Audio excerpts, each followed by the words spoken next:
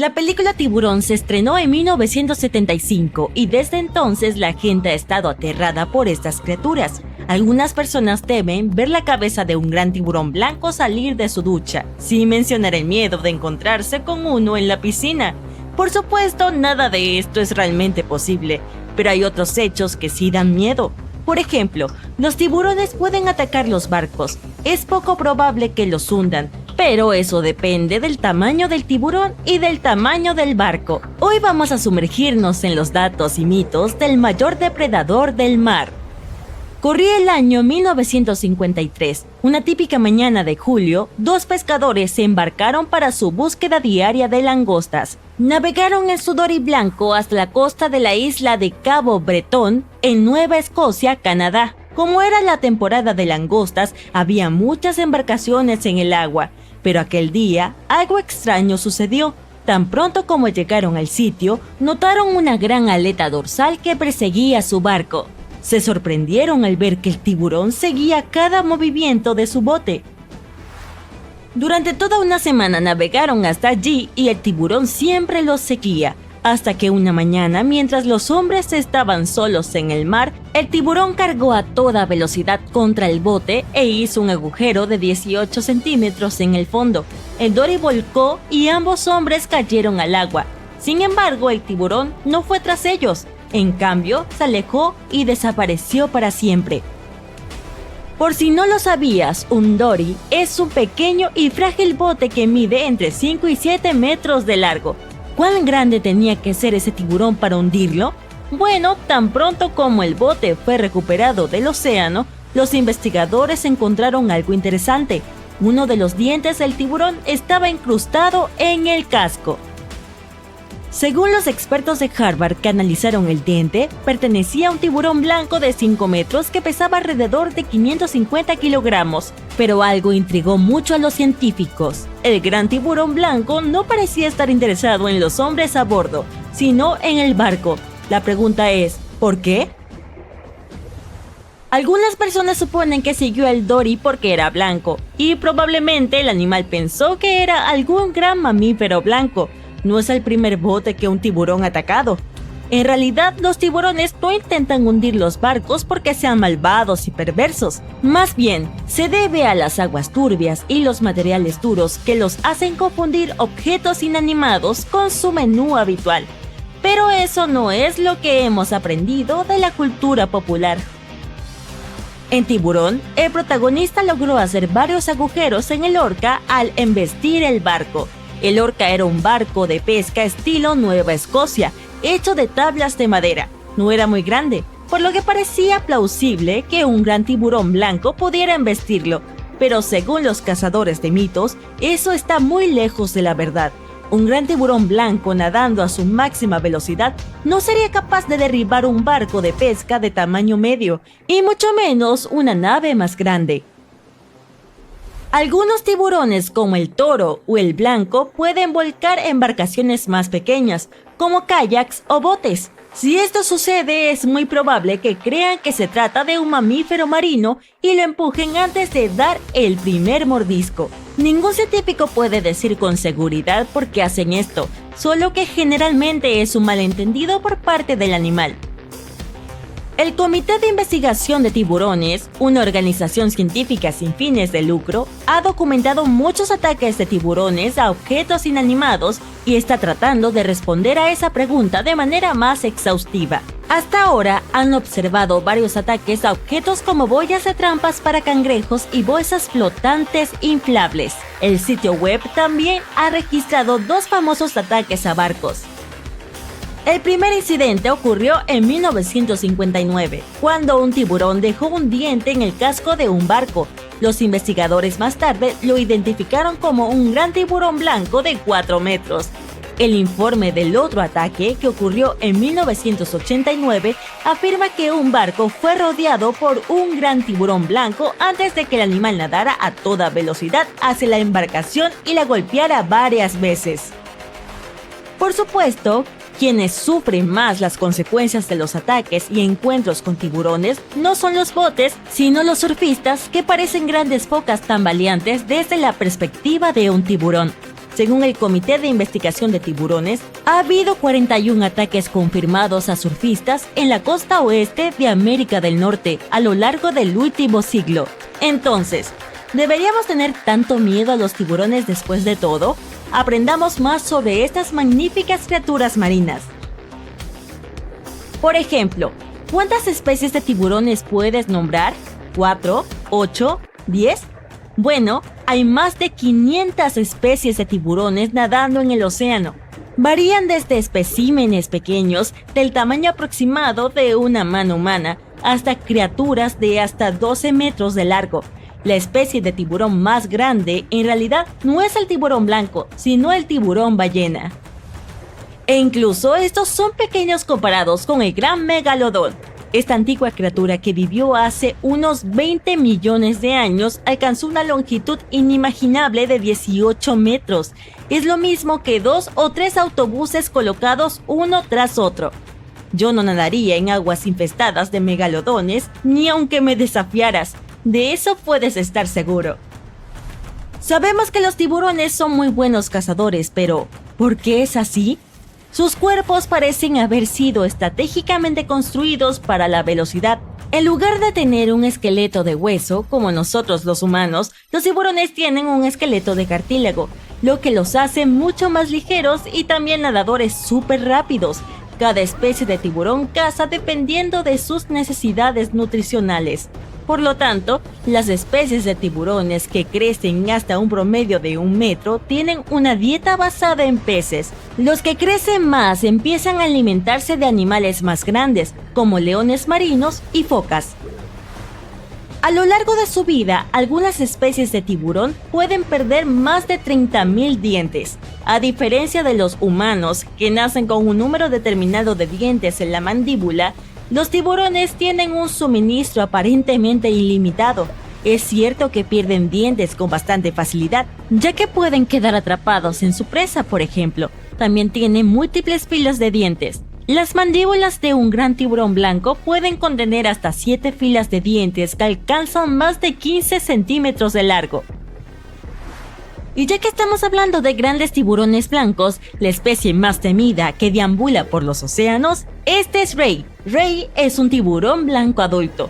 Puede nadar hasta 80 kilómetros al día, por lo que necesita mucha grasa para mantener su cuerpo en funcionamiento. Lo curioso de Ray es que cuando abre la mandíbula para cazar, sus ojos se retraen junto con su cabeza, por lo que su visión se ve obstaculizada en el momento en que da un mordisco.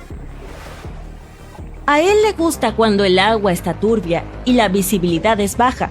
Eso hace que sea más difícil para su presa verlo acercarse.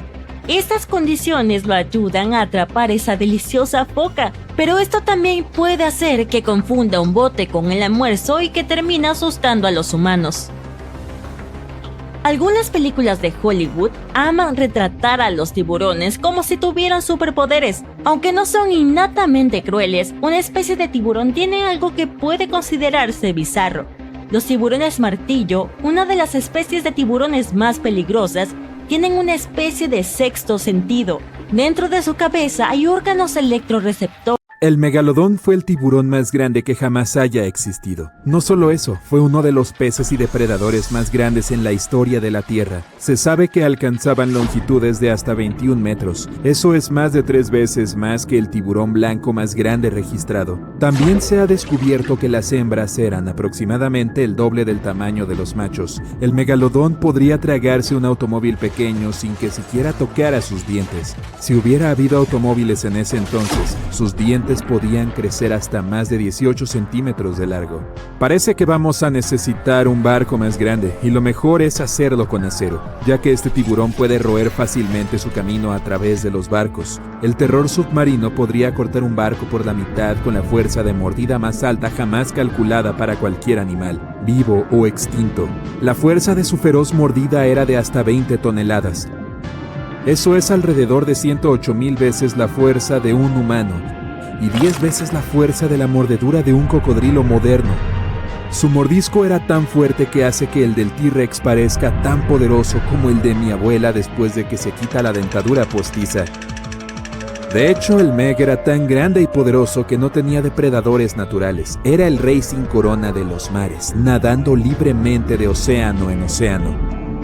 Esta criatura cosmopolita se encontraba en todo el mundo, desde América hasta Europa, y Australia y Japón, suponiendo que hubiera países en ese entonces. Se han encontrado fósiles de Meg en todos los continentes excepto en la Antártida. Todo el mundo se salta a la Antártida. La ciencia nos dice que el megalodón se extinguió hace más de 3,6 millones de años, pero ¿podrían seguir vivos en los lugares más profundos del océano? Solo se ha explorado alrededor del 80% del océano y su punto más profundo, la fosa de las Marianas, se encuentra a más de 11 kilómetros de profundidad, así que quién sabe qué acecha en el fondo. Sin embargo, si lograras bajar, es poco probable que te encontraras con un Meg. Estos tiburones, como nosotros, preferían las cálidas aguas costeras. La vida en las profundidades del océano sería demasiado fría para estas bestias y la comida escasearía. Todo su cuerpo también tendría que evolucionar para evitar ser aplastado por la enorme presión del agua ahí abajo. Es poco probable que todavía estén por aquí, pero no es imposible. Una buena noticia si te encuentras con uno es que es poco probable que el tiburón te coma. Eres una comida demasiado pequeña para el megalodón, incluso si tienes un par de amigos contigo. Este chico come ballenas que miden más de 15 metros de largo. Sin embargo, si tienes una fiesta en la playa, es una historia diferente. En una playa llena de bañistas, el tiburón muy bien podría llevarse a varios humanos a su boca gigante sin siquiera masticarlos. Pero espera, retrocedamos. ¿Cómo derriba un tiburón a una ballena de 15 metros? Primero muerde sus aletas, haciendo que la ballena no pueda alejarse nadando. Luego mastica como quien no quiere la cosa, pieza por pieza. Debido a su tamaño, los tiburones tenían que consumir más de 1 tonelada de comida todos los días, solo para mantenerse vivos. Como yo, toda esa comida hacía que el megalodón fuera extremadamente pesado. Oscilaban de 50 a más de 100 toneladas. Como contexto, eso es casi lo mismo que de 7 a 16 elefantes africanos machos adultos. Para consumir todo esto, sus mandíbulas tenían que abrirse bastante. Podían tener hasta 3 metros de ancho, lo suficientemente grande como para tragar a 2 humanos adultos, uno encima del otro. El temible nombre megalodón proviene de 2 palabras griegas, megas, que significa grande, y odón, que significa diente. Combinados significan diente grande y ciertamente hace honor a su nombre. Solo uno de sus masticadores tiene el mismo tamaño que una cabeza humana. Tenía 276 dientes enormes en total, en 5 filas aterradoras. En toda la historia, solo un par de gatos con dientes de sable y el T-Rex tenían dientes consistentemente más grandes. Ese es un enfrentamiento que me gustaría ver. El megalodón desapareció hace millones de años, dejando solo enormes dientes para ser encontrados por los arqueólogos modernos. Literalmente desaparecieron dejando muy pocos rastros. Los científicos creen que, con el tiempo, el nivel del mar bajó y la temperatura del océano se redujo rápidamente. Más de 1/3 de toda la vida marina desapareció cuando los océanos se enfriaron y la cantidad de animales en la parte inferior de la cadena alimentaria se desplomó. Esto tuvo un efecto catastrófico en los depredadores hambrientos de la cima. Lo siento, chicos, también se volvió demasiado frío para estos tiburones amantes del sol, lo que les dificultó la reproducción, ya que daban a luz en aguas cálidas. El megalodón generalmente se describe como una especie de gran tiburón blanco gigante, pero esto es solo un mito común. De hecho, los antepasados del gran blanco de hoy existieron al mismo tiempo que el Meg, pero no eran los mejores amigos e incluso competían entre sí. El gran tiburón blanco era un mejor cazador que usaba su menor tamaño y agilidad para capturar rápidamente a las presas del Meg. También se sabía que se comían a los bebés del Meg, que eran solo la mitad de su tamaño. Eso no ayudaba con todo el asunto de la extinción. Incluso los megalodones bebés eran enormes, llegando a poco menos de 2 metros. Si bien un gran blanco no era rival para un Meg adulto en una pelea cara a cara, no tenían miedo de robar su comida. Esto solo dejaba a los peces más grandes y ballenas para el Meg, pero sus suministros de alimentos comenzaron a agotarse a medida que las ballenas se iban hacia los nuevos mares más fríos. Las ballenas se adaptaron para preferir las temperaturas más frías, dejando a atrás a nuestro amigo, el Meg. Los megalodones murieron de hambre o fueron congelados hasta la extinción por la edad de hielo. En lugar de un gran blanco, el megalodón se parecía más a un tiburón toro moderno. Tenía un hocico corto, una mandíbula inferior plana y enormes aletas pectorales para soportar su enorme peso y tamaño. A pesar de lo aterradores que eran, estos tiburones en realidad eran chicos de familia cariñosos. Se han descubierto varias áreas de cría de megalodón en Florida, Maryland y Panamá. Daban a luz a sus crías en ambientes de aguas poco profundas. Lo sabemos por el descubrimiento de un montón de pequeños dientes de megalodón que se encuentran en estas áreas. Me pregunto si también tenían niñeras. Pero ¿cómo es que hay tantos dientes de megalodón para que los analicemos? Debido a sus hábitos alimenticios desordenados y agresivos, los tiburones perdían los dientes con regularidad.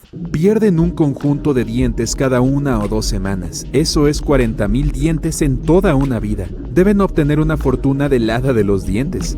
Debido a esto, sus dientes llovían continuamente hacia el fondo del océano.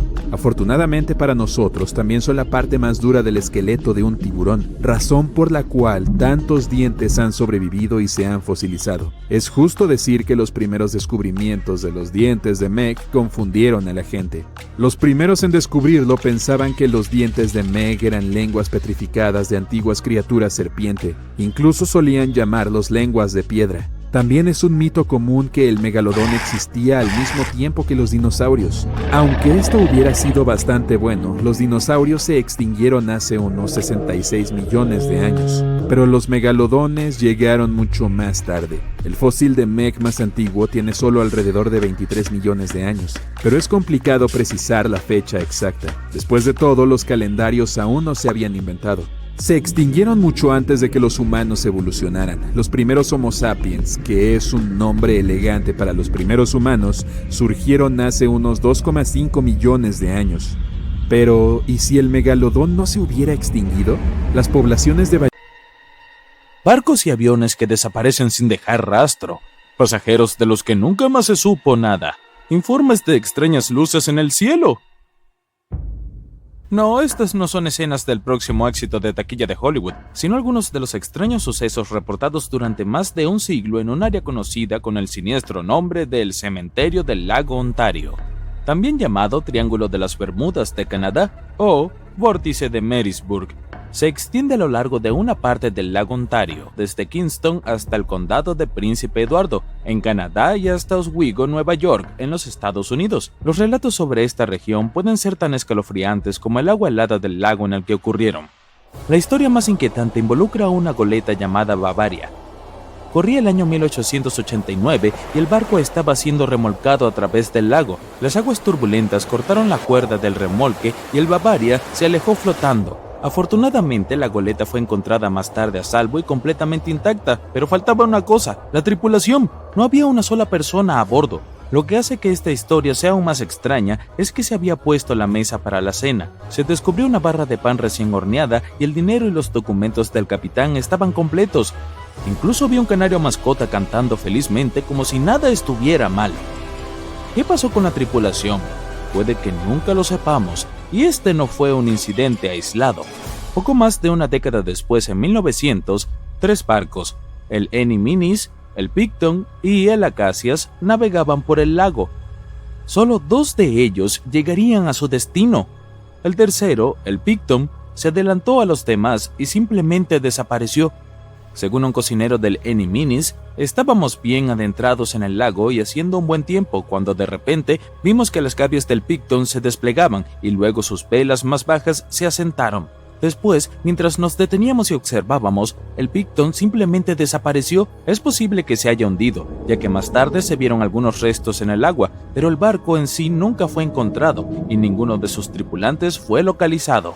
Unas semanas más tarde, se descubrió una botella con una nota en el interior en Sackett's Harbor, Nueva York. La nota era del capitán Sidley del Picton. Me amarré a Busy con cuerdas para que nos encuentren juntos. Busy era el hijo de 12 años del capitán. La nota generó más preguntas que respuestas. Si los testigos estaban en lo cierto, la desaparición del barco había sido bastante rápida. ¿Cuándo supo el capitán Sidley que estaba en peligro? ¿Por qué no pidió ayuda si tenía la posibilidad?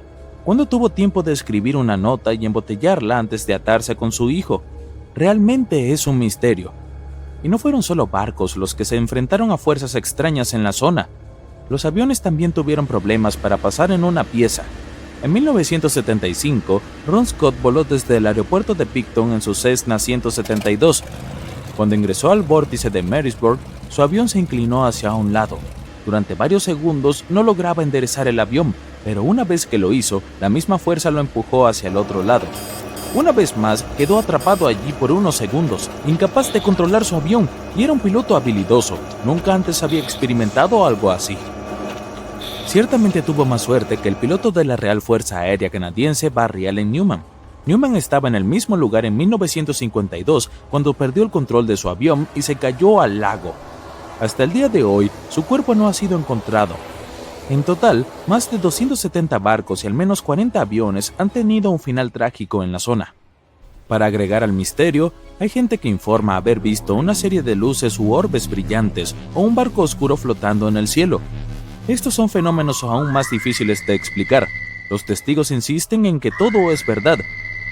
Sitwell dijo que vio una forma extraña, como un diamante girando lentamente en el cielo, y luego simplemente desapareció. Otros también afirman haberlo visto. Por supuesto, el vórtice de Marysburg es solo uno de varios lugares en todo el mundo conocidos como vórtices viles, un término acuñado por el biólogo y escritor Ivan T. Sanderson. Él descubrió otras 12 áreas igualmente espaciadas en la superficie de la Tierra donde suceden cosas extrañas. La más conocida de ellas es, por supuesto, el temido Triángulo de las Bermudas, situado en el Océano Atlántico entre las Bermudas, Florida y Puerto Rico. Se le atribuye la desaparición de miles de personas a bordo de barcos y aviones. Incluso el explorador Cristóbal Colón experimentó el misterio del Triángulo de las Bermudas durante su primer viaje a América en 1492. Contó que las brújulas apuntaban en la dirección equivocada. Los niveles del mar parecían cambiar dramáticamente e incluso vio luces extrañas en el cielo. En 1918, el USS Cyclops, que era uno de los barcos de combustible más grandes de la Marina de los Estados Unidos, desapareció allí. Se considera la mayor pérdida de vidas en la historia de la Marina de los Estados Unidos en un solo incidente, dado que los 309 miembros de la tripulación fueron declarados perdidos en el mar cuando desapareció el Cyclops. En ese momento, el clima era bueno. El único mensaje enviado ese día desde el barco no indicó problemas ni preocupaciones, y nunca se envió una señal de socorro. Después del incidente, hubo una exhaustiva investigación naval. ¿Su conclusión? Se han propuesto muchas teorías, pero ninguna que explique satisfactoriamente la desaparición del barco. En otras palabras, los investigadores estaban perplejos. También está el Triángulo del Dragón, ubicado en el Océano Pacífico. La historia más inquietante involucra a un grupo de barcos japoneses que desaparecieron en la década de 1950. Cuando se enviaron investigadores para averiguar lo sucedido, también desaparecieron. En cada caso, es imposible saber realmente qué ocurrió, y es fácil caer en historias de monstruos marinos gigantes que acechan bajo las olas. ¿A quién no le gusta un buen susto? Y Sanderson estaba dispuesto a aceptar la posibilidad de que esas historias fueran ciertas. Creía que los vórtices viles que estudiaba podían explicarse con cualquier cosa, desde un bache en el continuo espacio-tiempo hasta anomalías magnéticas bajo el agua. Por supuesto, Sanderson no era solo un gran fanático de los lugares extraños, también escribió sobre criaturas fantásticas como Pie Grande y el monstruo del lago Ness. Sin embargo, sus habilidades como científico imparcial son cuestionables. En 1948, afirmó que unas huellas de 3 dedos encontradas en Clearwater Beach, Florida, era la prueba de que había pingüinos de 5 metros de altura, argumentando que eran imposibles de falsificar.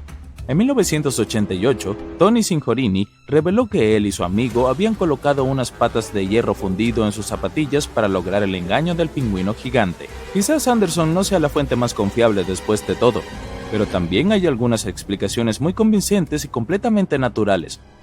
Observemos el vórtice de Marysburg. Es muy posible que barcos como el Bavaria y el Picton hayan sido destruidos por una mezcla de mala suerte y mal tiempo. El clima inestable ciertamente no es raro en el lago Ontario, y las tormentas repentinas en el mar abierto pueden resultar peligrosas hasta para el marinero más hábil. E incluso hoy, con los avances en el pronóstico del tiempo, nos equivocamos con frecuencia. En aquel entonces no había forma de predecir que una tormenta estaba a la vuelta de la esquina, y el clima era solo uno de los problemas. El historiador Mark Seguin comentó que se sabía que la zona era peligrosa, porque el lecho del lago se vuelve poco profundo rápidamente a lo largo de la costa este. También hay pequeñas islas rocosas y bajíos repartidos por toda el área, lo que hace que navegar sea una aventura arriesgada, especialmente para embarcaciones grandes o con cargas pesadas. A mediados del siglo XX, el pronóstico del tiempo moderno y la construcción naval mejorada aliviaron la mayoría de los peligros del transporte marítimo de los grandes lagos, lo que resultó en menos pérdidas. El último gran naufragio en cualquiera de los grandes lagos fue el SS Edmund Fitzgerald, que se hundió frente a la costa del lago Superior en 1975, junto con 29 miembros de la tripulación. Parece que el progreso humano no es rival para este vórtice, y en cuanto a las luces o las imágenes en el cielo, en la mayoría de los casos es el resultado de un fenómeno interesante llamado inversión térmica. Cuando esto sucede, una capa de aire caliente queda atrapada bajo el aire frío, lo que causa ese espejismo o reflejos. Entonces, una luz del suelo que está a kilómetros de distancia puede reflejarse en el cielo, dando la impresión de que se trata de un objeto volador. Otras partes del misterio podrían resolverse con un poco de tiempo. El agua dulce y las temperaturas gélidas del lago Ontario ayudan a preservar los barcos y aviones que descansan allí. A medida que los buzos e investigadores continúan explorando el área, tal vez finalmente sepamos el destino de Bavaria, el Picton, el capitán Sidley y su hijo. 10 de abril de 1912. Estás en la costa del Océano Atlántico, en una pequeña ciudad portuaria. Cientos de personas, y tú entre ellas, van a embarcar en el enorme y majestuoso barco. Es 3 veces más largo que la altura de la Estatua de la Libertad. El navío está considerado como la embarcación más avanzada e insumergible de su tiempo. Se pueden ver cientos de ventanas de camarotes de lujo en su cubierta y la inscripción Titanic en el magnífico casco de hierro. Este día, el famoso transatlántico partió en su primer y último viaje desde Southampton a Nueva York. Pero ahora verás una historia alternativa. Puedes escuchar a un miembro de la tripulación anunciando el inicio del viaje del Titanic. El barco navega desde África hasta las Bermudas. Y la causa de su catástrofe no será en absoluto un iceberg. Durante 4 días, el Titanic navega por aguas del Atlántico Norte. El sol calienta tanto el navío que durante el día, todos los pasajeros se sientan dentro del barco. Por la tarde, cuando una brisa fresca desciende sobre el océano, toda la gente sube a cubierta para contemplar el hermoso rojo atardecer. Medianoche, 15 de abril. Estás sentado en tu camarote leyendo un libro. Usualmente estás dormido a esta hora, pero ahora mismo estás hojeando una página tras otra. Cierras el libro y miras alrededor de la cabina. Sientes que alguien te observa. Te levantas y empiezas a sudar frío. Una inexplicable sensación de ansiedad impregna tu cuerpo y te pone la piel de gallina.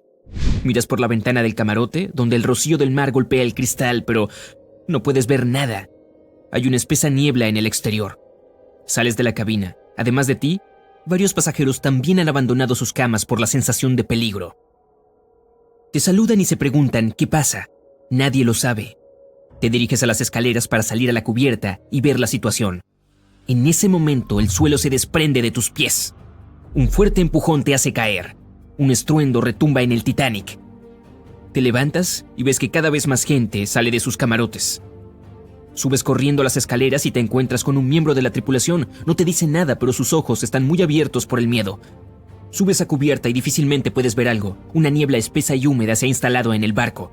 Varios pasajeros se agarran la cabeza como si les doliera. Ves al capitán y le preguntas qué ha pasado. Él admite que no tiene idea de dónde están. Ves una brújula en su mano. La flecha gira en diferentes direcciones. Es imposible determinar dónde está exactamente el barco ahora. Curiosamente, el Triángulo de las Bermudas no existía antes de 1964, pero los primeros informes sobre embarcaciones desaparecidas en esta zona se remontan a mediados del siglo XIX. Otro empujón. Esta vez has conseguido mantenerte en pie. Parece que algo grande acaba de golpear el barco. Corres hacia la barandilla del borde de la cubierta y miras por ahí. A través de la niebla blanca, notas una enorme aleta de tiburón.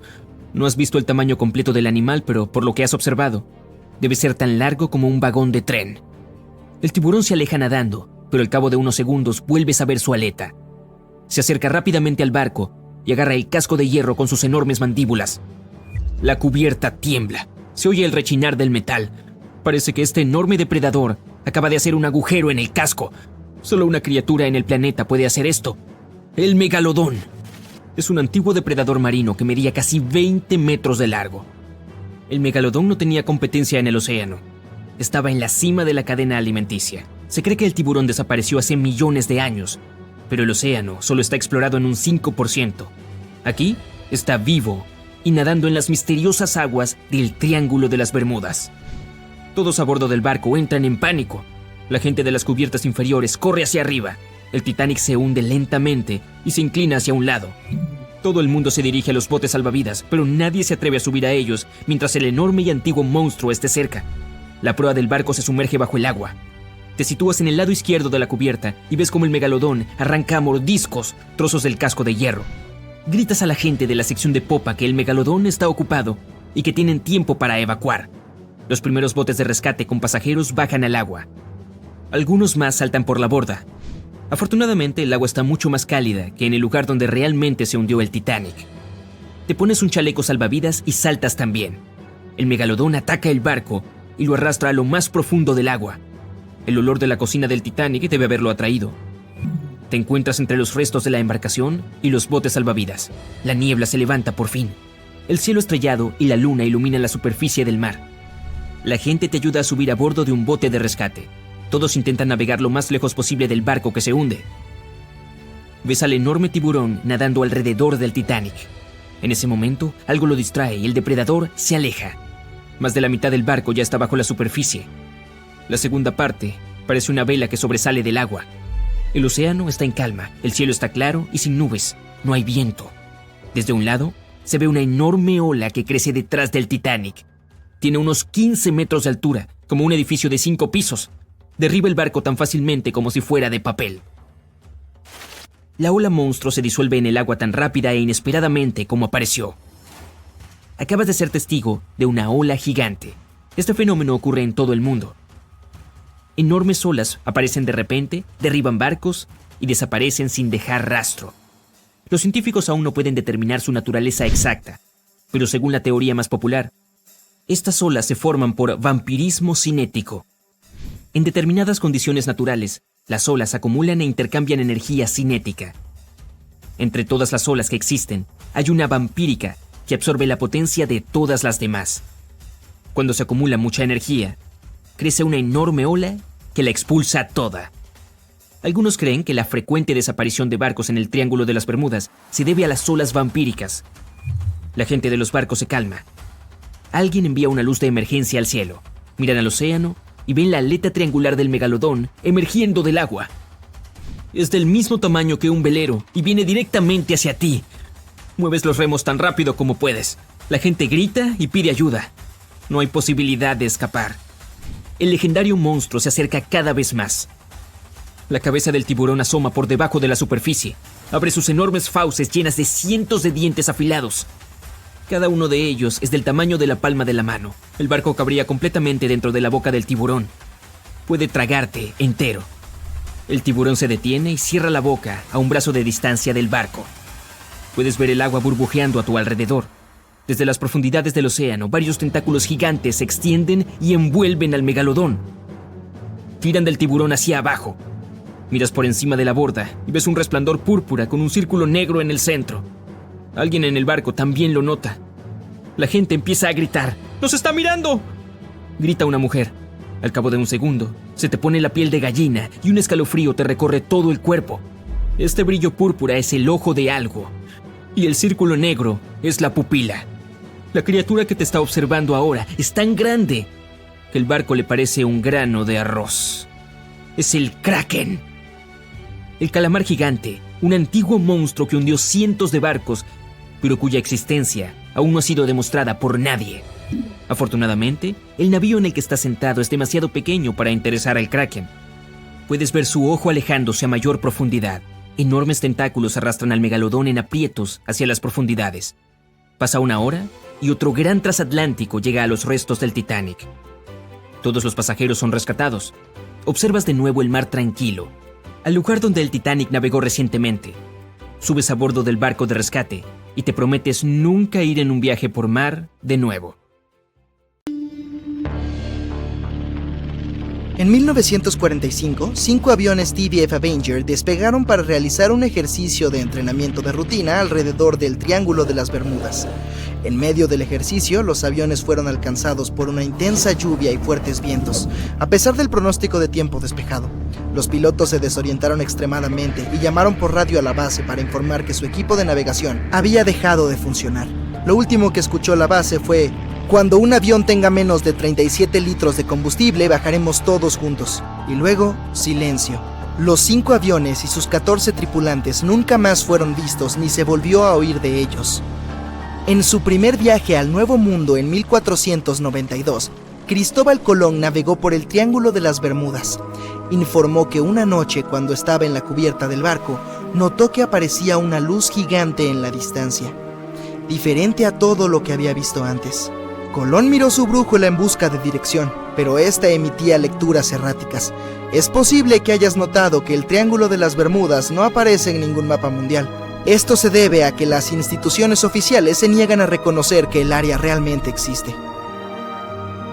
Una teoría popular sugiere que las olas rebeldes son responsables de muchas desapariciones. Los científicos las llaman olas de tormenta extremas. Ocurren cuando diferentes patrones climáticos suceden al mismo tiempo y causan olas grandes e inesperadas. Los testigos dicen que parecen gigantescas paredes de agua. Estas olas podrían explicar por qué los barcos se hunden rápido y sin dejar rastro. El Triángulo de las Bermudas tiene un clima bastante intenso e inestable. Las tormentas se acumulan rápida e inesperadamente y desaparecen poco después. Si parpadeas, es posible que te lo pierdas. Esto podría explicar por qué se emiten pocas señales de socorro.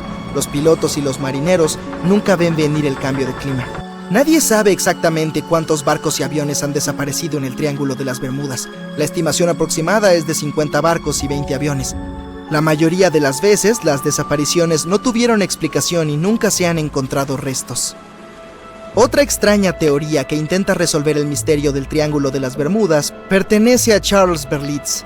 Insiste en que el área es el hogar de la ciudad perdida de la Atlántida.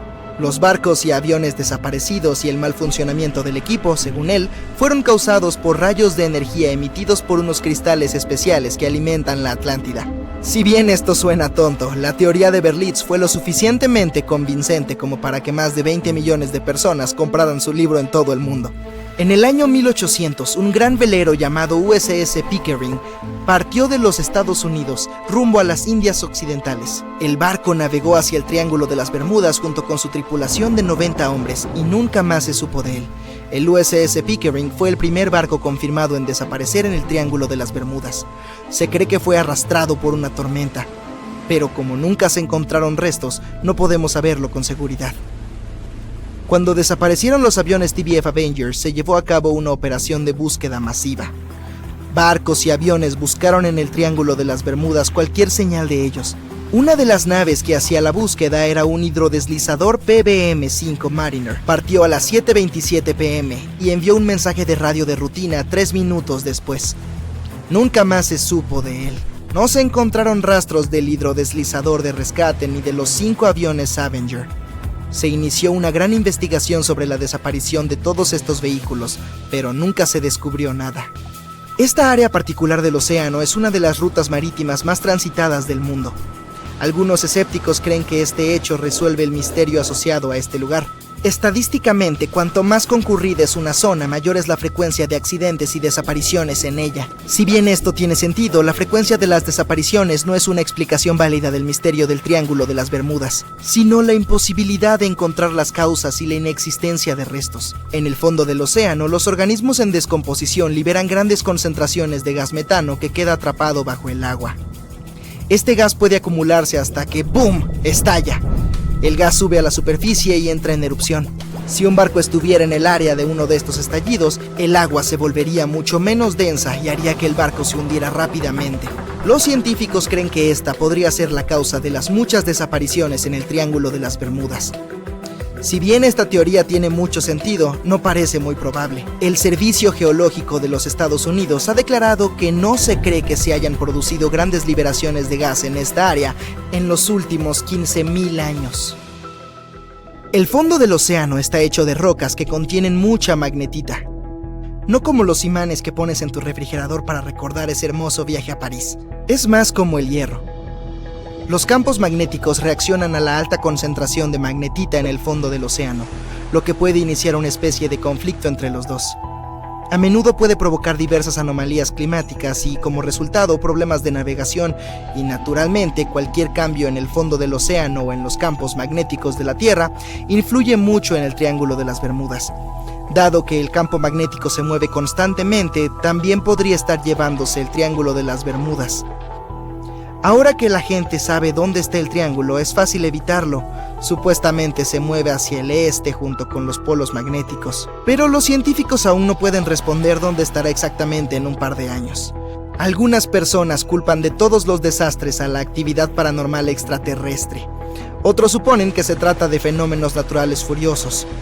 Hay otro triángulo en el lago Michigan, al igual que el que está cerca de las Bermudas. El Triángulo de Michigan obtuvo su mala reputación por algunas desapariciones. La primera registrada data de 1679. Un barco grande, uno de los más grandes de la época, partió en una expedición, pero una vez que entró en el Triángulo Siniestro, nunca regresó. Mucho después, un avión desapareció en este triángulo.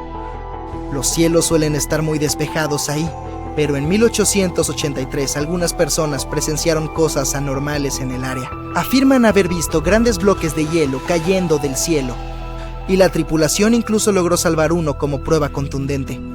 Mientras tanto, un área misteriosa en el Océano Pacífico tiene otro triángulo siniestro. Frente a la costa sur de Japón, no muy lejos de Tokio, hay un mar donde muchos barcos conocieron su final. Desaparecieron sin dejar rastro. Lo llaman el Triángulo del Dragón. Algunos científicos creen que la causa de las anomalías son los cambios ambientales. También hay una concentración muy alta de hidratos de metano en el fondo del océano en el área del Triángulo del Pacífico. Te estás desviando de tu rumbo original, navegando en la dirección equivocada. El mar Caribe, salpicado de pequeñas islas, está cerca del triángulo. El lecho marino aquí no es profundo, así que ahora el barco está atascado en un bajío y no tienes idea de dónde estás. Si este fuera el siglo XXI, el capitán del barco podría llegar a la costa usando GPS y otra navegación moderna. Pero lo más interesante es que la brújula funcionaría correctamente esta vez, ya que el polo norte magnético hace tiempo que no coincide con el verdadero en el territorio del Triángulo de las Bermudas. La línea agónica está en algún lugar lejos de aquí. Hoy en día no hay problemas con la navegación, pero por alguna razón aquí es donde desaparecen los barcos. De hecho, no solo aquí, a lo largo del Océano Atlántico hay lugares donde desaparecieron muchos más. El Triángulo de las Bermudas ni siquiera está entre los primeros 10 de tales lugares. Una de las principales razones por las que muchos barcos se pierden aquí es que una de las rutas marítimas más populares del Atlántico pasa por el Triángulo de las Bermudas. Y cuantos más barcos hay en un lugar, más naufragios habrá. Es cuestión de simple probabilidad. Otras teorías dicen que hay una grieta espaciotemporal en esta región. Barcos y aviones caen en esta grieta y terminan en el pasado o en el futuro. Pero por alguna razón, no hay una sola prueba de este mito. No hay motivo para pensar que la grieta esté escondida en algún lugar de ahí. La base de una civilización extraterrestre se encuentra en el Triángulo de las Bermudas. Los visitantes de otras galaxias roban barcos junto con la tripulación para que nadie encuentre sus restos. Este también es un mito popular que no tiene justificación científica. El Kraken vive en algún lugar del triángulo. Es un calamar enorme que hunde barcos y también es una leyenda que se cuentan los marineros. Sin embargo, los calamares gigantes viven en las profundidades del océano. Pueden crecer hasta el tamaño de medio vagón de tren, pero no se han registrado casos en los que hayan hundido una embarcación de gran tamaño y nunca se han visto en la zona del Triángulo de las Bermudas. En el pasado, la gente no sabía de la existencia de estas criaturas, así que cuando las vieron por primera vez, las describieron como monstruos enormes y terribles. Los calamares gigantes son una de las criaturas más escurridizas de la Tierra, y los científicos tuvieron que usar equipos de sonar para encontrarlos. No les gusta salir de las profundidades oscuras y es probable que teman el sonido de cualquier barco, así que eso debería eliminar al calamar como sospechoso. El mar, esa bestia acuática implacable, lleva siglos desafiando todos los intentos de domarlo. Muchos barcos impulsados por el viento han atravesado las zonas más duras del mundo. Algunos han sobrevivido a la lucha con el mar, y muchos han salido mal parados. Es el año 1834. Un barco llamado Pilgrim está poniendo rumbo para navegar desde California a Boston. El viaje dará la vuelta a Sudamérica y luego pasará por el Cabo de Hornos, en Chile. Richard se alista como marinero mercante a bordo del Pilgrim. Este es su primer viaje en el mar. La tripulación le cuenta a Richard historias sobre el paso Drake, frente al Cabo de Hornos, una ruta legendaria por sus peligros. Innumerables barcos y marineros han desaparecido en esas aguas. Desde que se descubrió el Cabo de Hornos en 1526, todos los que han navegado alrededor de él se han dado cuenta de que es la prueba definitiva de la habilidad de cualquier marinero y de la fuerza de cualquier barco. Los que han sobrevivido a la travesía llaman al Cabo de Hornos la pesadilla de los marineros. Jack, el timonel, un veterano, dirige el barco hacia esta ruta, la más peligrosa de todas. Jack ha estado a bordo del Pilgrim desde que se puso en marcha en 1825. Ha pasado muchas veces por el Cabo de Hornos y cada vez ha aprendido una lección diferente de las pruebas que ofrece el mar. El Pilgrim ha sido reformado desde su último viaje, hace un año. Richard valora la experiencia de Jack, dado que es su primer viaje en el mar. Jack le asegura a Richard su confianza en el Pilgrim, a pesar de que solo es un pequeño velero de madera con 2 mástiles. Jack es consciente de que las embarcaciones de madera se están quedando poco a poco anticuadas, sustituidas por los nuevos barcos de vapor. Pero Jack prefiere la maniobrabilidad del Pilgrim, y lo preferiría a los barcos de acero sin dudarlo. Richard está encantado de estar a bordo. Hay mucho que explorar en la vida como marinero mercante, pero el sujeto batalla en equilibrar el barco. Los fuertes vientos hacen que el Pilgrim se mueva más rápido, proporcionando a Richard una rápida introducción a la vida en el mar. Al mismo tiempo, nada puede prepararlo para lo que va a vivir en el Cabo de Hornos. Es el punto de tierra más meridional antes de la Antártida. La brecha entre el continente helado y el Cabo de Hornos alberga el tristemente célebre Paso Drake, de aproximadamente 1100 kilómetros entre el Cabo de Hornos y la península antártica. Los fuertes vientos proporcionan un viaje ininterrumpido hacia el Cabo de Hornos. Pero como le dice Jack a Richard, los vientos están más concentrados en el Paso Drake. Crean un efecto de embudo, volviéndose más fuertes e imprevisibles. Richard no está seguro de lo que esto puede significar para el Pilgrim, pero entiende que no hay una ruta más fácil para viajar por Sudamérica. Pasan algunos días. El Pilgrim navega junto a las numerosas islas que conforman la costa oeste de Chile. Aunque el mar ha estado relativamente tranquilo, Richard sigue lidiando con su falta de equilibrio en el barco. Sus movimientos siguen siendo poco elegantes.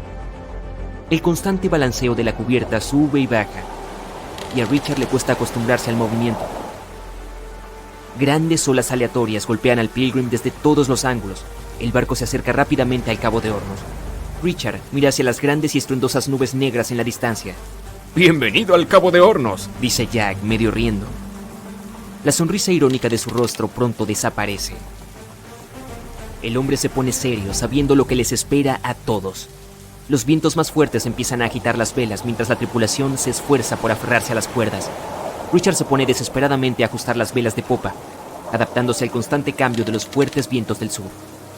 Jack se mantiene firme al timón, consciente de la importancia de su papel.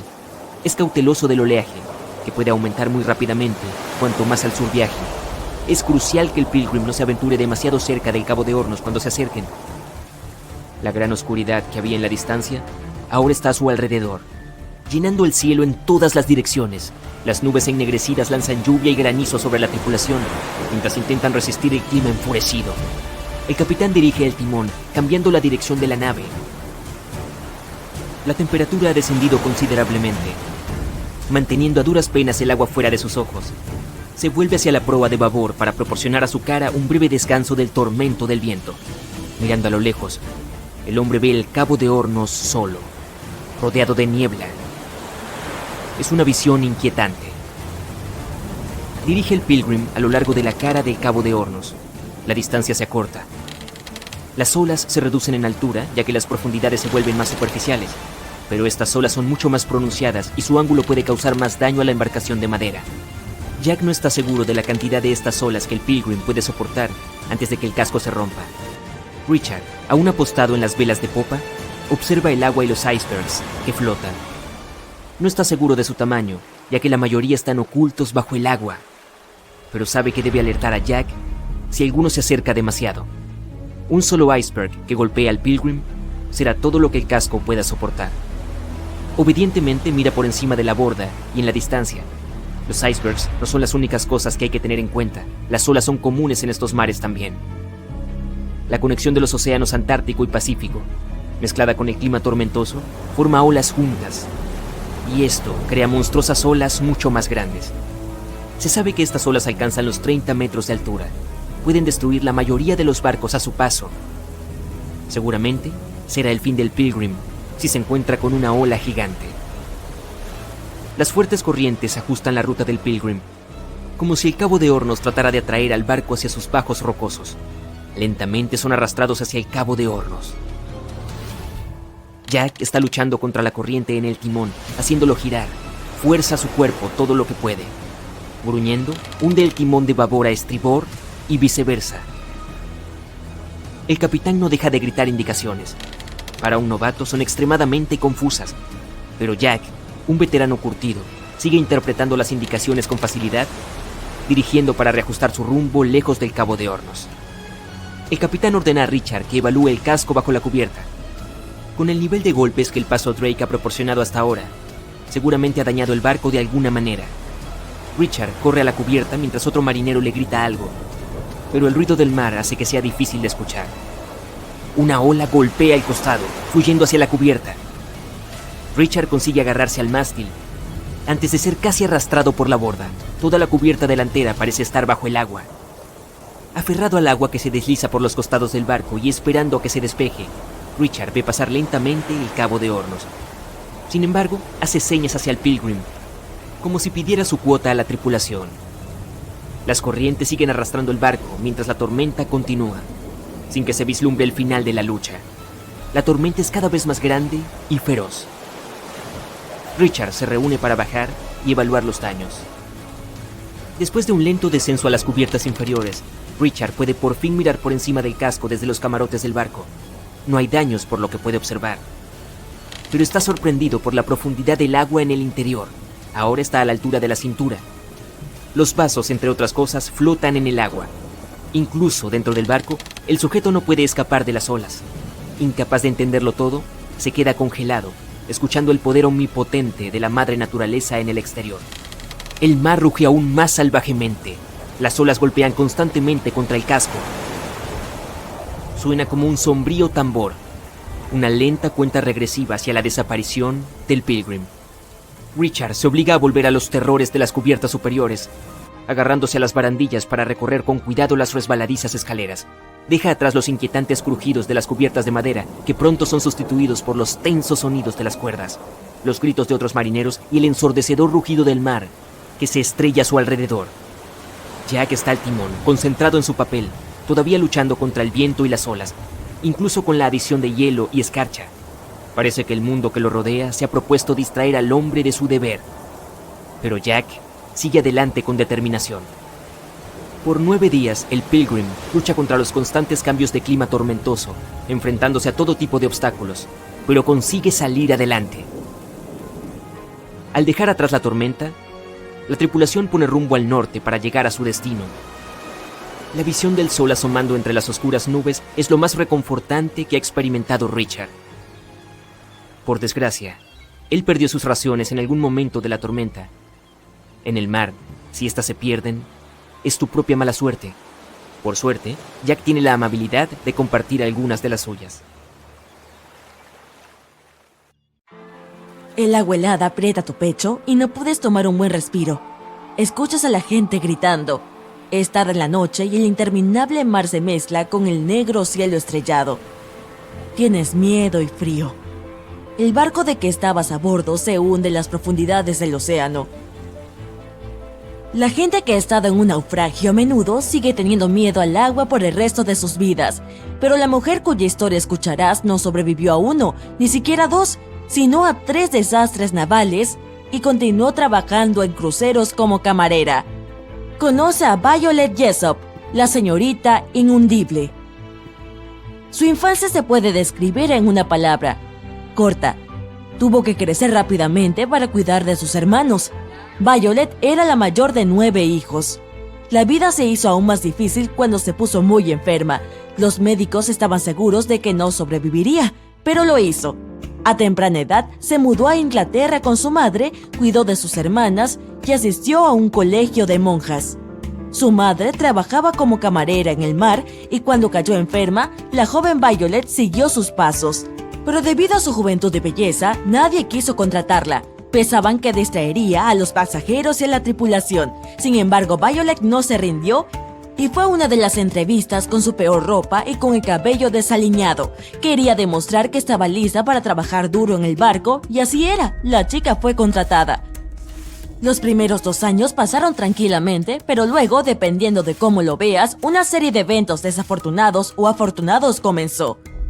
En 1910, Violet comenzó un trabajo en el transatlántico más lujoso de la época, el Royal Mail Ship Olympic. El barco navegó el Atlántico de Inglaterra a Estados Unidos. Los ingenieros no se centraron en la velocidad del barco, sino en su comodidad. Violet trabajó en él y se le pagaron solo 2 libras al mes, lo equivalente a 200 libras hoy en día.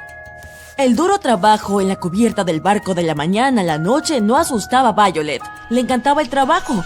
Le gustaba hablar con la gente y disfrutaba de las hermosas vistas del Atlántico. Así que el 20 de septiembre de 1911, Violet trabajaba en la cubierta como de costumbre. El mar estaba tranquilo y el clima era excelente. Nada pintaba mal. El barco navegó a través del estrecho de Solent, que separa la isla de White de la tierra firme británica. En ese momento, el crucero militar británico Hawke apareció. Debió pasar al lado de Olympic, pero algo salió mal. Los barcos se enfrentaron directamente entre sí. El capitán de Olympic trató de maniobrar para evitar una colisión, pero falló.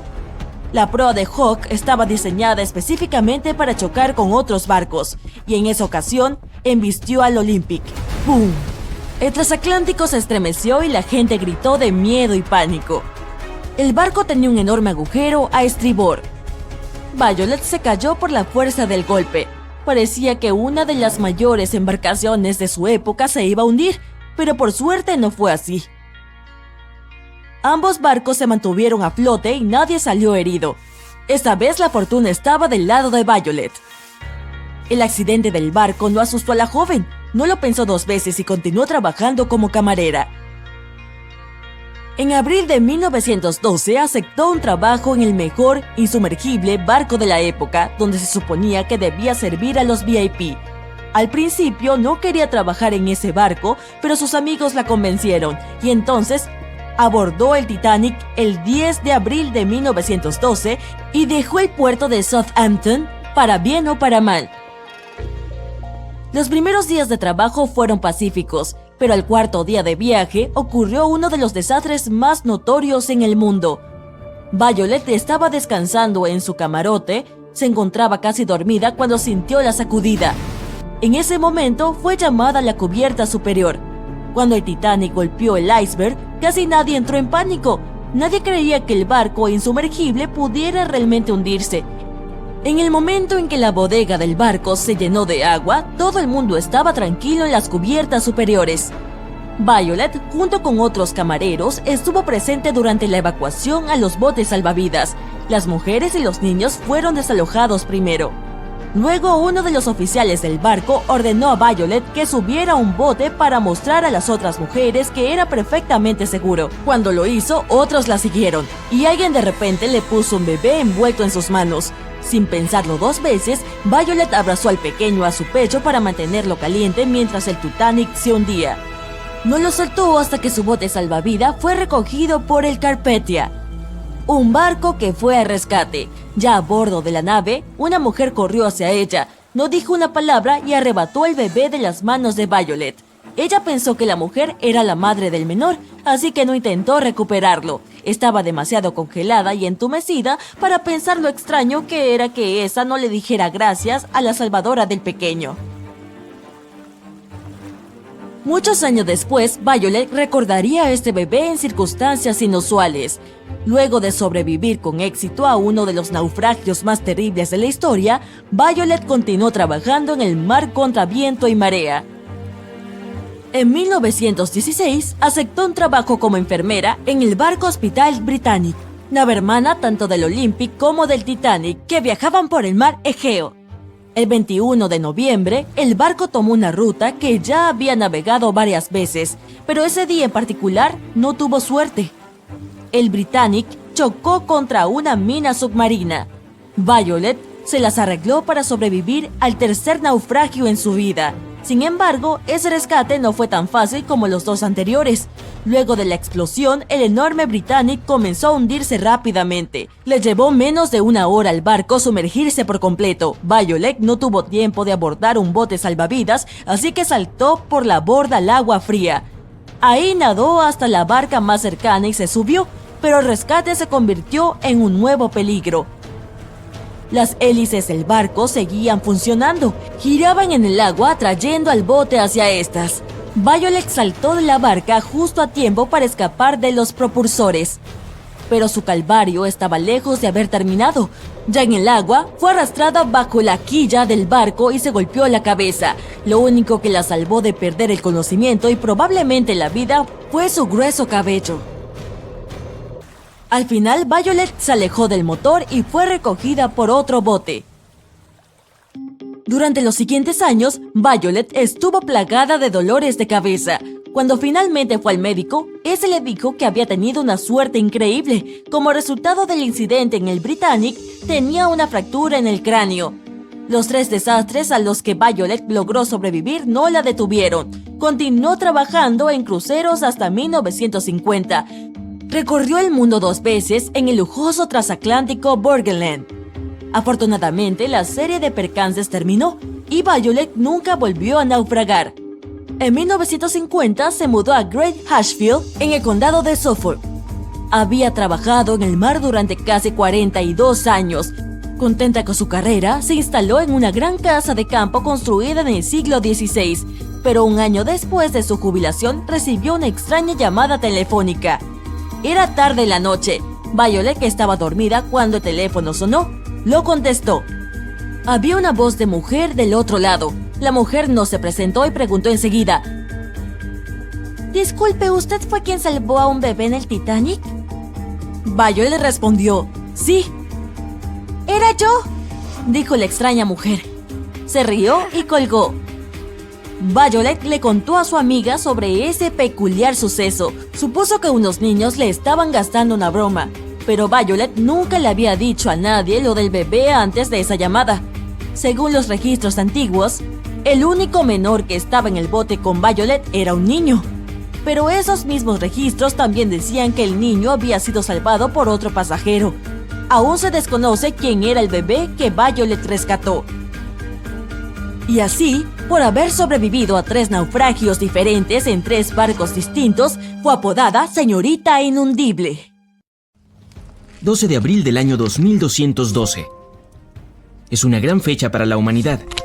El 300 aniversario del lanzamiento del legendario Titanic. Los mejores ingenieros del mundo han colaborado durante años para llevar al público su obra maestra, el Space Titanic, y lo han hecho justo a tiempo. La gloriosa nave espacial estará en su puerto bajo los reflectores, fotografiada por miles de personas. El viaje estaba programado para el 12 de abril, al igual que hace 300 años. Finalmente ha llegado el gran día. Los pasajeros van a bordo de la nave espacial más magnífica de la época. La llaman Irrompible. Tiene 12 cubiertas, desde la tercera clase más cercana al fondo, hasta la primera clase más lujosa en la parte superior, con vista panorámica del espacio exterior. La nave se prepara para el lanzamiento. Los motores están en marcha, la cuenta regresiva final ha comenzado y el Space Titanic se lanza al cielo. Rápidamente se convierte en nada más que una mota en el gran cielo azul y luego desaparece. El primer día de vuelo sale perfecto. La nave abandona la atmósfera terrestre en menos de una hora y los pasajeros disfrutan de la maravillosa vista exterior. El planeta azul y verde sobre el fondo del negro vacío del espacio. La nave se ralentiza un poco a medida que se mueve hacia la órbita. Hay demasiados satélites y desechos espaciales dando vueltas alrededor de la Tierra. El Space Titanic tiene que moverse con cuidado y maniobrar alrededor de los trozos de metal que flotan en 0G. Uno de ellos se dirige directamente hacia la nave, pero esta enciende los quemadores laterales y se aparta justo a tiempo. La chatarra flota a salvo. Finalmente, la nave está fuera de la zona de peligro y va hacia el gran vacío negro. Enciende los propulsores traseros para acelerar y se dirige hacia el lado brillante de la Luna. Será el primer destino del recorrido turístico.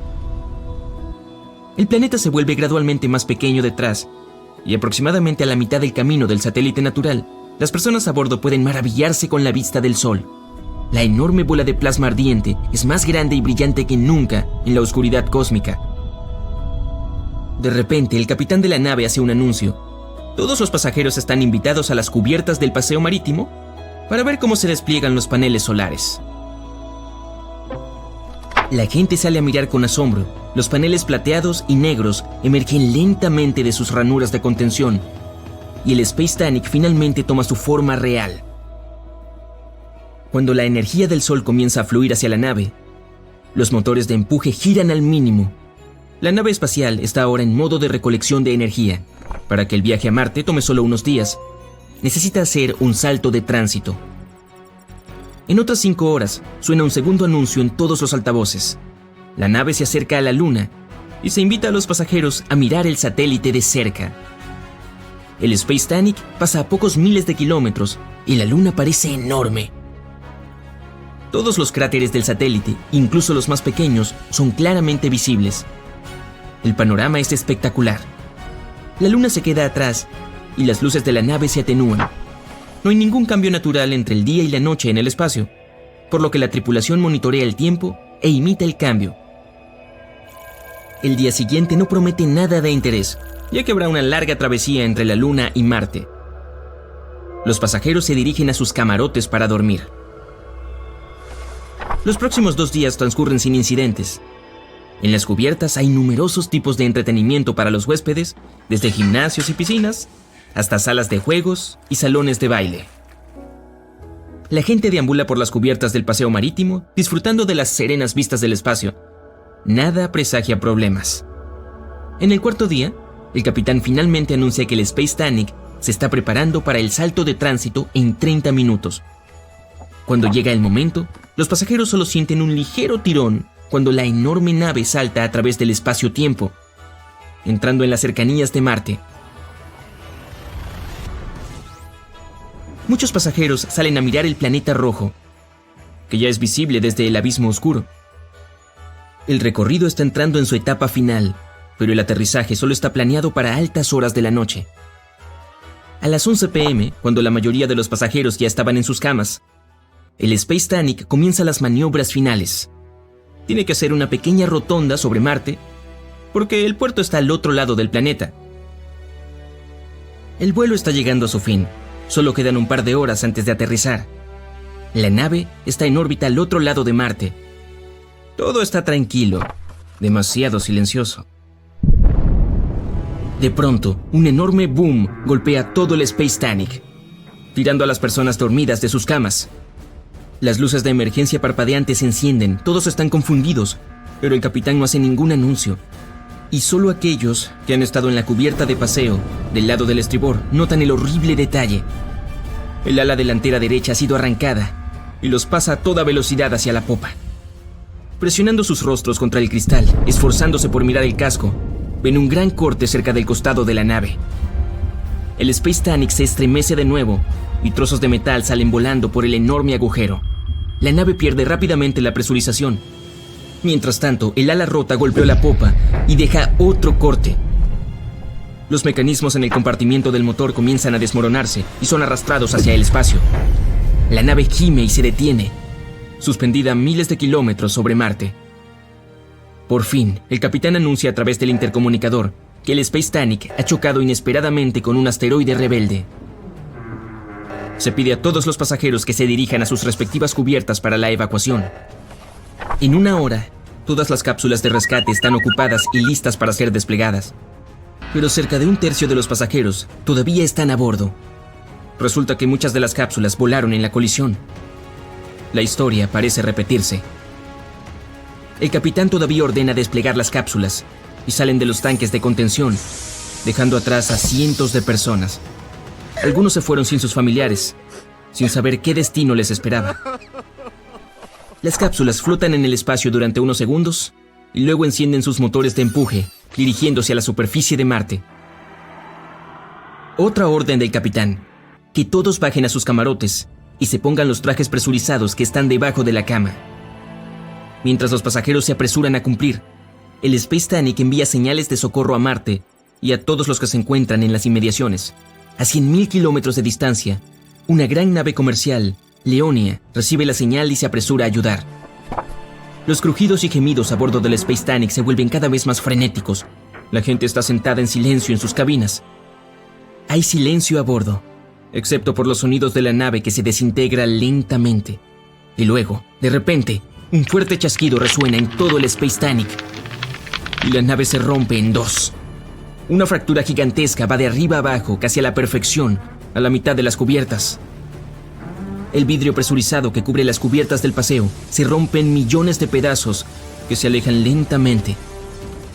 Con las cubiertas despresurizadas, las personas y las cosas son arrastradas al espacio exterior. Por fortuna, todos los pasajeros y la tripulación están usando sus trajes según lo ordenado, pero solo tienen cerca de 1 hora antes de que se les acabe el oxígeno. Las personas se ayudan mutuamente flotando juntas y transportando a los varados a sus grupos. Apenas pueden controlar su flotación, pero de alguna manera aún logran poner algo de orden en el caos. Acurrucados en el espacio oscuro, sobre el planeta rojo, observan cómo el poderoso Space Titanic se convierte en una pila de desechos espaciales. Han pasado 45 minutos, el oxígeno se está agotando, y la gente trata de respirar lo más lenta y cuidadosamente posible. Todavía no hay ayuda a la vista, y se están preparando para lo peor. Pero entonces, uno de ellos comienza a saludar y señalar en algún lugar. Es un punto brillante, apenas diferente de las estrellas en el espacio lejano, que se acerca cada segundo. Y en 5 minutos, la gente aliviada ve una nave espacial que se acerca a toda velocidad. El Leonia llegó justo a tiempo para salvar el día. Rápidamente, pero sin prisa, la tripulación del Leonia reúne a todos los que flotan en el espacio alrededor de los restos del Space Titanic y los lleva a bordo de su nave. El último de los supervivientes solo tenía suficiente oxígeno para 3 minutos más. En unas pocas horas, el Leonia aterriza a salvo en el principal puerto de Marte. Los periódicos lo llamaron el día en que el Titanic, lejos en mar abierto, en un día perfectamente tranquilo, aparece un punto en el horizonte. Aumenta de tamaño a medida que se acerca, y pronto puedes ver que es un barco. Pero cuando lo miras a través del catalejo, un escalofrío recorre tu espina dorsal. El barco está en perfectas condiciones y su carga está a bordo, pero está completamente desprovisto de gente, flotando con indiferencia por la corriente. Eso fue lo que vio el capitán del Ellen Austin en 1881 y lo que trajo tantos pesares a su tripulación. En diciembre del año anterior, el Ellen Austin, un gran barco de 70 metros de eslora, salió del puerto de Liverpool para hacer su viaje a Nueva York. El barco transportaba una gran cantidad de personas con la esperanza de encontrar una mejor vida en el Nuevo Mundo. El capitán A.J. Griffin viró el barco hacia el suroeste para hacer un viaje más corto, y unas pocas semanas después, en 1881, se encontraron al norte del Mar de los Sargazos, conocido por su falta de vientos y fuertes corrientes circulares. Los barcos que quedaran atrapados en ellas podían perder el control y seguir a la deriva en círculos hasta que fueran arrastrados al centro. A partir de ahí serían increíblemente afortunados de volver a pisar las corrientes. Pero la mayoría de las veces se quedaban en el desolado desierto del mar para siempre. Pero aún, el área pertenecía al notorio Triángulo de las Bermudas, que ya era conocido por derribar barcos y hacerlos desaparecer sin dejar rastro. La tripulación del barco estaba nerviosa. Temía encontrarse con una zona tan peligrosa y tan cerca de un mar que pudiera paralizarlos. E inquietantemente, parte de la calma del Mar de los Sargazos debió haber escapado porque el Ellen Austin perdió su velocidad un día y cayó a la deriva sin vientos. Sin embargo, estaba bien. Tenían abundantes provisiones y todavía estaban dentro del programa de viaje. El capitán Griffin caminaba alrededor de su barco, dando órdenes con una voz llena de autoridad tranquila. y tanto su tripulación como los pasajeros confiaban en él completamente. Pero entonces el vigía gritó desde arriba que había un barco a la vista. Y de hecho, cuando el capitán miró en la dirección que señalaba el hombre, vio una pequeña goleta que se movía lentamente hacia el Ellen Austin. A medida que se acercaba, se hizo evidente que la forma en que se movía la extraña nave no era la correcta. El capitán frunció el ceño y lo examinó a través de su catalejo. La goleta estaba intacta, pero en un silencio inquietante. No había una sola alma a bordo. Los barcos abandonados no eran tan raros en el Atlántico en ese momento, pero tampoco lo eran los piratas. El capitán Griffin decidió esperar y observar. Después de 2 días, la goleta seguía igual de tranquila, y el capitán finalmente pensó que estaba bien ir a revisar. Tomó a un pequeño grupo de marineros y abordó el barco varado. No había nadie allí, pero la suerte parecía estar del lado de Griffin. El precioso cargamento de madera de caoba todavía estaba en las bodegas. El capitán regresó al Ellen Austin y ordenó a sus hombres más selectos que llevaran el pequeño barco a Nueva York. Los ánimos de la tripulación se levantaron con la perspectiva de las riquezas que les esperaban a su llegada. Cuando los vientos volvieron a soplar fuerte, el Ellen Austin continuó su viaje, con el barco sin nombre siguiéndolo. Pero después de un par de días, los 2 barcos quedaron atrapados en una poderosa tormenta y se separaron. El viento, la lluvia y las olas los azotaron durante varios días seguidos. Cuando el tiempo finalmente se despejó, el capitán Griffin ordenó encontrar la goleta. Buscaron un día entero hasta que finalmente la encontraron a la deriva, fuera del curso. Griffin llamó a sus hombres que habían quedado a bordo del barco pequeño, pero nadie respondió. Un grupo de marineros fue a investigar y regresó con el rostro pálido de miedo. Toda la tripulación de la goleta había desaparecido durante la tormenta. Sin embargo, el capitán no era de los que estaban dispuestos a perder un hallazgo tan valioso y ordenó a otro grupo que tomara el control de la goleta. De mala gana, los marineros obedecieron y los 2 barcos continuaron su viaje. Acordaron permanecer lo más cerca posible el uno del otro y tocar sus campanas a intervalos establecidos por la noche para que el otro barco supiera que estaban bien. Varias noches pasaron sin problemas, con las campanas repicando tranquilizadoramente cada hora. Pero un día, una espesa capa de niebla cayó sobre el mar y bloqueó casi por completo la visión. Los barcos continuaron a pesar de eso y comenzaron a hacer sonar sus campanas más seguido. Cuando llegó la noche, la niebla todavía estaba allí, pero las campanas eran el sonido de la vida, hasta que se detuvieron. El capitán Griffin tocó la campana una vez, luego 2 veces. Sin respuesta. La tripulación encendió los fuegos y miró hacia el mar con atención.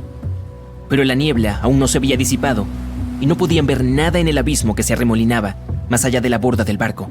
Nadie pudo dormir esa noche y esperaron en silencio hasta el amanecer. Los primeros rayos del sol hicieron que la niebla se dispersara lentamente y toda la tripulación se dirigió al borde de la cubierta con el corazón apesadumbrado. Aún les quedaba algo de esperanza hasta que los últimos hilos de niebla se fueron, revelando un vasto, tranquilo y, lo más importante, océano vacío. La goleta sin nombre había desaparecido y también el segundo grupo de marineros del Ellen Austin. El barco navegó el resto del camino hacia Nueva York en un silencio grave. Una vez que llegó al puerto, los pasajeros se alegraron mucho de dejar el barco y nadie volvió la cabeza para despedirse. Ese fue el último viaje del barco como Ellen Austin. Ese mismo año se vendió a una compañía naviera alemana y se le cambió el nombre a Meta. Nadie encontró la goleta abandonada ni a los marineros que desaparecieron con ella. Y ese sería probablemente el final de esta historia misteriosa y no resuelta, si tuviera al menos un poco de verdad. En realidad, ninguna de las cosas enigmáticas de la narrativa sucedió. El Ellen Austin realmente salió de Liverpool y se dirigió al suroeste hacia Nueva York. Y su capitán realmente era A.J. Griffin y llevaba gente al continente americano. Pero a partir de aquí, la historia se desmorona. En primer lugar, el barco se fue demasiado al norte para pasar tan cerca del Mar de los Sargazos. Simplemente no había razón para hacer un desvío tan amplio. A pesar de que los vientos del oeste eran fuertes, seguía siendo más rápido tomarlos de frente que ir en dirección sur. Así que el Ellen Austin probablemente no estaba cerca del Mar de los Sargazos y del Triángulo de las Bermudas. En segundo lugar, se ha demostrado una y otra vez que el Triángulo no es más que una obra de ficción. De hecho, ganó popularidad a mediados del siglo XX. Y de hecho, a nadie se le había ocurrido dibujar un triángulo en el área de las Bermudas antes de eso. El misterio fue popularizado por escritores de ciencia ficción y se convirtió en un mito común, mientras que ninguna investigación seria demostró que fuera más peligroso que otras partes del océano del mundo. Así que la tripulación del Ellen Austin ni siquiera estaba al tanto del Triángulo de las Bermudas en ese entonces, y mucho menos le temía. En tercer lugar, la historia completa fue contada una y otra vez por revistas y personalidades amantes del misterio con detalles siempre cambiantes. Apareció por primera vez en un periódico de 1906 y ya tenía la fecha incorrecta. El artículo decía que el viaje tuvo lugar en 1891 en lugar de 1881. Más tarde, la historia resurgió en 1935 en la radio con el nombre equivocado del capitán. Era Baker, no Griffin. La fecha también era incorrecta. Decían que el viaje se realizó en agosto de 1881, cuando el Ellen Austin ya se llamaba Meta. La leyenda creció con otros detalles extraños, como una ruta del barco de Londres a Terranova, que nunca fue el caso. Pero la desacreditación final provino de los archivos del Lloyd's de Londres, el mercado de seguros marítimos que guarda todos los registros de las rutas de los barcos comerciales y de emigración. Los documentos de allí dicen que en febrero de 1881, el Ellen Austin completó su viaje a través del Atlántico hasta Nueva York, sin incidentes. El capitán A.J. Griffin desembarcó del barco con toda su tripulación sana y salva y declaró que no había pérdidas de manos durante el viaje. El viaje duró más de 2 meses porque el barco tuvo que luchar contra los fuertes vientos del oeste que lo empujaban hacia Gran Bretaña. La tripulación informó que no hubo encuentros extraños en el camino y todo fue tan aburrido como era posible. E incluso los pasajeros debieron estar sonriendo cuando pisaron por fin el suelo estadounidense, sin darse cuenta de la falsa historia de la que estaban a punto de formar parte.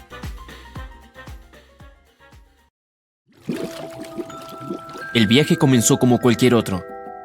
El carguero SS Cotopaxi se dirige a La Habana, en Cuba, para entregar carbón.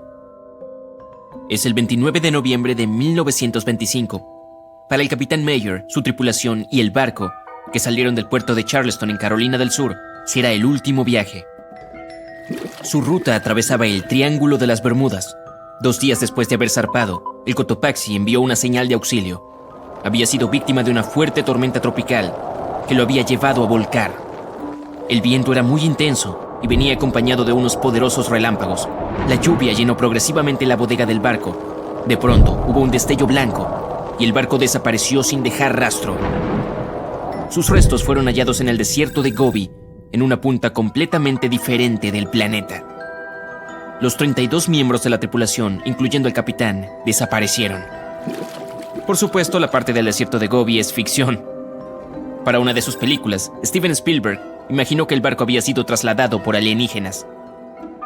En la vida real, el barco no fue encontrado y no volvió a saberse nada de la tripulación. Se lo declaró oficialmente desaparecido y nadie logró hallar los restos.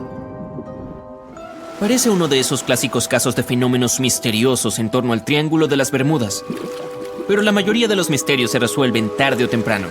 En 2020, el Cotopaxi fue hallado. Un hombre llamado Michael Burnett se había mudado a Florida para estudiar naufragios en la costa.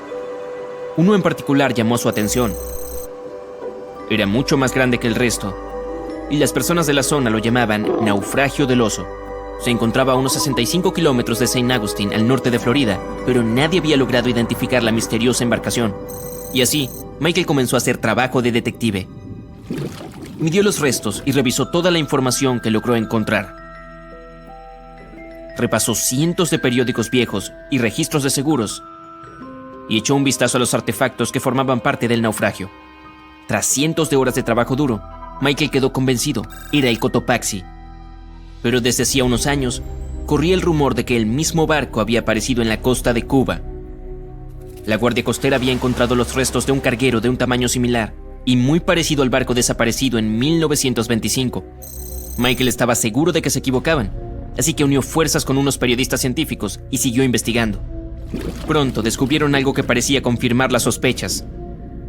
Los buzos hallaron válvulas de latón cerca de los restos con las letras SB. A Michael se le ocurrió que las iniciales podían referirse a la Scott Valve Manufacturing Company. La sede central de esta empresa se encontraba en Michigan, no muy lejos de donde el Cotopaxi había sido construido. Así que era probable que hubieran abastecido a la embarcación con partes. El rompecabezas parecía estar resuelto.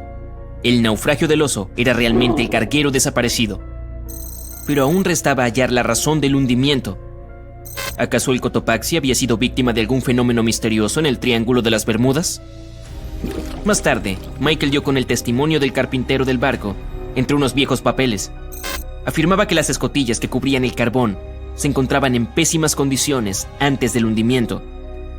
Las reparaciones no habían sido terminadas cuando la tripulación recibió la orden de zarpar hacia Cuba. Así que si las tapas de las escotillas seguían rotas durante el viaje, el agua podría haber ingresado fácilmente e inundado la bodega durante la tormenta tropical. Esa fue la verdadera razón por la que el Cotopaxi se hundió. No había nada misterioso al respecto, solo un error cometido por personas normales. Pero este es solo un ejemplo de las decenas o tal vez cientos de casos de barcos y aviones que desaparecieron en el Triángulo de las Bermudas. Y aún no podemos explicar algunos de esos incidentes. Pareciera que realmente sucede algo raro en ese lugar. Uno de esos extraños eventos tuvo lugar en 1948. Un avión con pasajeros se dirigía a Miami desde San Juan, en Puerto Rico. Desapareció en la misma región que el Cotopaxi. Las 32 personas a bordo se esfumaron sin dejar rastro. El clima estuvo despejado en todo momento. Los expertos creen que, cuando el avión se encontraba a unos 80 kilómetros de la costa, un viento fuerte podría haberlo golpeado y desviado su curso. Años después, un avión similar fue hallado en la zona del Triángulo de las Bermudas. El problema es que, debido a la falta de información, fue imposible determinar si se trataba del mismo vehículo. Pero algo aún más extraño sucedió un par de años antes, en 1945. 5 aviones desaparecieron al mismo tiempo. Unos pilotos en formación entrenaban sus habilidades de navegación aérea. Al parecer, una vez que terminaron, no lograron hallar el camino de regreso a casa y desaparecieron. Muchos asumen que simplemente se quedaron sin combustible. Eso parece probable, pero de todas maneras, las circunstancias fueron bastante extrañas. Los novatos eran supervisados por un piloto experimentado que contaba con más de 2.500 horas de vuelo. Él nunca habría permitido que un grupo de principiantes se alejara tanto de la base. Hoy en día, muchas personas siguen preguntándose qué sucedió. Algunos insisten en que los pilotos se toparon con algo sobrenatural en el Triángulo de las Bermudas. Pero, ¿quién sabe? Este lugar también fue testigo de otro fenómeno extraño que ningún experto ha sido capaz de explicar. Un viaje en el tiempo. En 1970, Bruce Gernon volaba un avión desde la isla Andros hasta la costa de Florida. Cuando se encontraba a 3.500 metros de altura, una nube gigante apareció frente a él. Su tamaño crecía y crecía, y a Bruce no le quedó más opción que atravesarla. Una vez que lo hizo, el avión quedó rodeado en una oscuridad total. Parecía que el día se había convertido en noche en una fracción de segundo. De pronto, unos destellos blancos comenzaron a interrumpir la oscuridad. Eran tan brillantes que iluminaban todo el cielo. Pero no eran rayos, aunque tampoco logró determinar qué eran. El avión pasó casi una hora atravesando la extraña nube. Bruce notó que cambiaba de forma con el correr de los minutos. El espacio que rodeaba el avión se convirtió en un túnel que se hacía cada vez más estrecho. La tensión crecía y crecía dentro de Bruce, que intentaba lidiar con los controles de su vehículo. Todos sus instrumentos y su equipo de navegación estaban como locos, y el sistema eléctrico había dejado de funcionar. De pronto, una luz blanca emergió en el otro extremo. Tal como en las películas, el avión escapó del túnel antes de que se cerrara en el último segundo. Todo estaba bien, pero ahora Bruce se encontraba rodeado de una neblina blanca. No tenía idea de dónde estaba. Por fin logró contactar al centro de control. Quedó impactado al descubrir que su avión ya estaba sobrevolando Miami. Era como si algo imposible hubiera pasado. Bruce debía cubrir una distancia de 400 kilómetros durante el vuelo, lo que suele llevar cerca de 1 hora y media, pero había llegado en apenas 47 minutos, casi la mitad del tiempo estimado. Cuando aterrizó, revisó el combustible que quedaba en el tanque y descubrió que había usado mucho menos de lo normal. Pero, ¿existe una explicación lógica para este avión que viajó en el tiempo? Bueno, los registros revelan que ese día se detectaron muchas manchas solares en la superficie del Sol. Además, había un fuerte viento solar. Eso podría haber provocado fácilmente que el equipo electrónico y los dispositivos del avión se volvieran locos. Pero, ¿qué hay de la misteriosa nube? La costa de Florida es el punto de encuentro de 2 grandes corrientes de aire. Una tiene una presión alta y la otra una presión baja, lo que genera muchas nubes de tormenta. Pero las personas siguen discutiendo cómo fue que Bruce logró cubrir esa distancia tan rápido. Algunos afirman que un tipo misterioso de energía oscura fue la responsable. Otros dicen que se trata de una anomalía gravitatoria que alteró el espacio-tiempo. Y otros opinan que la historia de Bruce es un fraude. Aún no conocemos la verdad. Entonces, ¿existe realmente algo sobrenatural en el Triángulo de las Bermudas? ¿O acaso son solo coincidencias e historias inventadas? Lo cierto aquí es que en ningún otro lugar del mundo desaparecen tantos barcos y aviones como en el Triángulo de las Bermudas.